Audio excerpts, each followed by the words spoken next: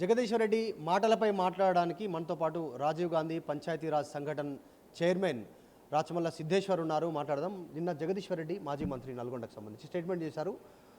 అటు ఆంధ్రప్రదేశ్ ఇటు తెలంగాణ రెండు రాష్ట్రాలకు సంబంధించి ముఖ్యమంత్రి ఇప్పుడు చంద్రబాబు నాయుడే, అట్లనే ఉంది పాలన, దాదాపు కాంగ్రెస్ అంతా లొంగిపోయింది కాంగ్రెస్ ప్రభుత్వం తెలంగాణ ఇటు స్టేట్మెంట్ చేశారు. జగదీశ్వర్ రెడ్డి గారికి ఆ మాత్రం సోయి లేకుండా మాట్లాడితే ఎట్లనో నాకు అర్థం కాలేదు. రెండు రాష్ట్రాలకు చంద్రబాబు ఎట్లా ముఖ్యమంత్రి ఉంటాడండి? నీ మొసలి కన్నీరు, నీ డ్రామాలు, మళ్ళీ ఇదంతా మీది ఎంతసేపు తెలంగాణ వాదాన్ని మళ్ళీ రెచ్చగొట్టాలని చూడడం తప్పించి ఇంకోటి కాదు. నల్గొండ జిల్లాకు నీళ్లు లేకుండా అన్యాయం జరిగింది ఓన్లీ మీ వల్ల కాదని అడుగుతా ఉన్నాం. ఎందుకంటే 10 సంవత్సరాలు మీరు ప్రభుత్వంలో ఉన్నారు కదా, నల్గొండ నుంచి నువ్వు ఒక్కడవే కదా మంత్రివి. ఆనాడు ఏం చేసినావు? నల్గొండకు నీళ్ళు వస్తలేవని ఆ రోజు ఏం చేసినావు? ఈరోజు పోయి రైతులను పట్టుకొని ఓ లక్కమంటే ఏడుస్తూ డ్రామాలు చేస్తున్నావు. ప్రజలకు రైతులకు ఆ మాత్రం తెలియదా?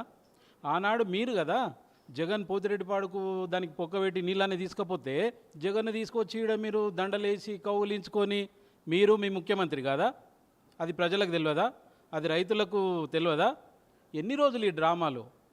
మీరు ఇటువంటి అరాచకాలు చేసిరని కదా ప్రజలు మిమ్మల్ని కరుగాల్చి మీకు వాత పెట్టినరు. మళ్ళీ ఇంకా అదే ఎంతసేపు ఆ సెంటిమెంట్ను చూపించుకొని మళ్ళీ ఏదో వస్తామన్న ఆశలో మీరు ఉన్నారు కాబట్టి. కానీ అటువంటివి జరగవు. ఈరోజు ఖచ్చితంగా కాంగ్రెస్ ప్రభుత్వం రైతుల పక్షాన పనిచేస్తూ ఉన్నది.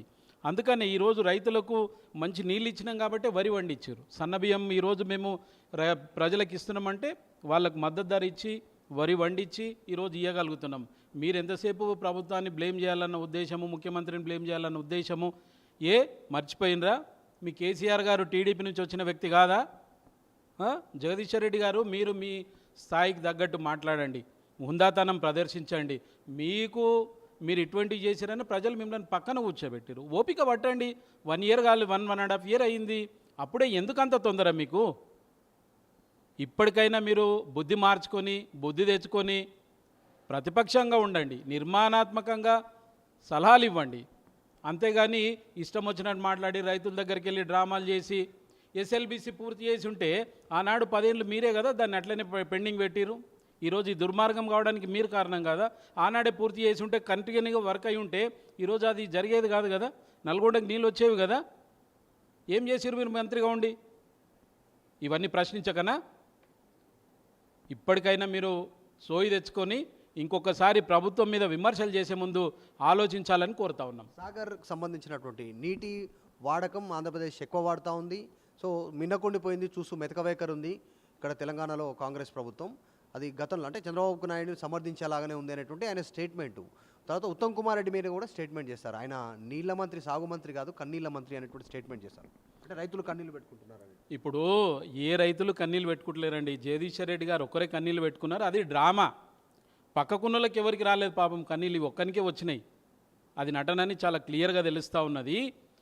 మీరు కదా రాయలసీమను రత్నాలసీమ చేస్తామని ఆ రోజు రోజా గారి దగ్గరికి వెళ్ళి భోజనం చేసి మీ ముఖ్యమంత్రి కాదా?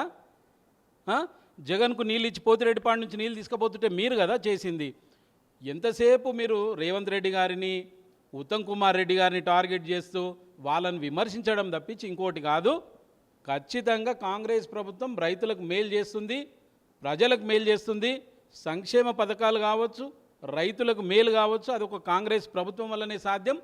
మీకు ఇంకా అది అధికారం అన్నది కల్లా మీరు మర్చిపోండి. మీరు ఎన్ని డ్రామాలు చేసినా మిమ్మల్ని ప్రజలు నమ్మరు. ఇప్పుడు నాగార్జున సాగర్ దగ్గర డ్యామ్ దగ్గర ప్రస్తుతం ఉన్నటువంటి పరిస్థితి, సిఆర్పిఎఫ్ బలగాలు వచ్చినాయి. మా ప్రభుత్వంలో సిఆర్పిఎఫ్ బలగాలను అప్పుడు ముఖ్యమంత్రి కేసీఆర్ ఒప్పుకోలేదు.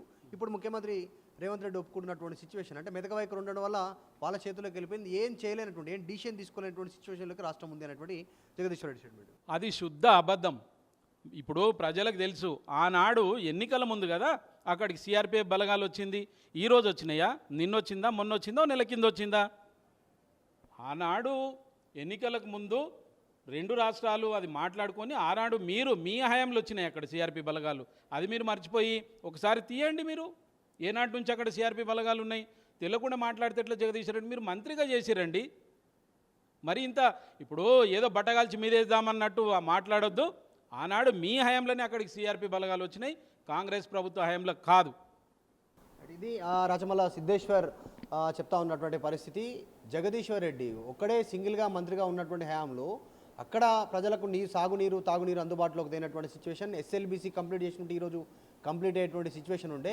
ఆ 10 సంవత్సరాలు మిన్నకుండిపోయినందే ఈరోజు ప్రమాదం జరిగింది, అది మీ తప్పిదమే అటువంటి స్టేట్మెంట్ చేస్తున్నాయి.